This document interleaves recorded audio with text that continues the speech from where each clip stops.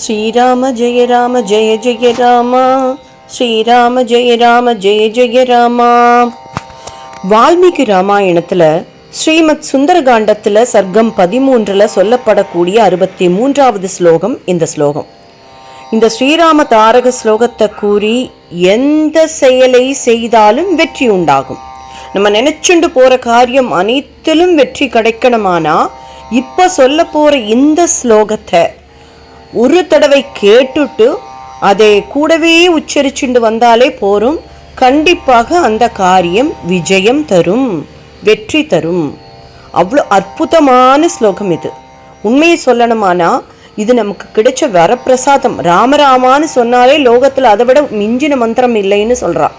அது எதில் எடுத்து பார்த்தாலும் சரி, சிவன் சொன்னாலும் சரி, பகவான் விஷ்ணுவே வந்து சொன்னாலும் ராமநாமா சொல்லு, ராமனுடைய மந்திரம், அதாவது அவருடைய நாமாவை சொன்னால் அவரை தரிசிக்கிறதை விட அதிகமான பலனை தரக்கூடியது ராமநாமா. ஆக அவரை பத்தின ஒரு ஸ்லோகத்தை ஒரு தடவை சொல்லிட்டு போனாலே நமக்கு வெற்றி உண்டாகும். அது என்ன ஸ்லோகம் அப்படிங்கிறத நான் இங்க கொடுத்துருக்கேன். என்னோட சேர்ந்தே சான் பண்ணுங்க. ராம் ராம். நமோஸ்து ராமாய லக்ஷ்மணாய தேவ்யை சதஸ்யை ஜனகாத்மஜாயை நமோஸ்து ருத்ரேந்திர யமானிலேபியோ நமோஸ்து சந்திரார்க மருகணேபியஹ. ஒரு தடவை கேட்டாலே மகா புண்ணியம். இதை ஒரு நாளைக்கு 27 முறை கேட்டு வர 1,00,000 தடவை சொல்லி முடிக்க நடக்க முடியாத காரியம் கூட நமக்கு விஜயம் தரும்.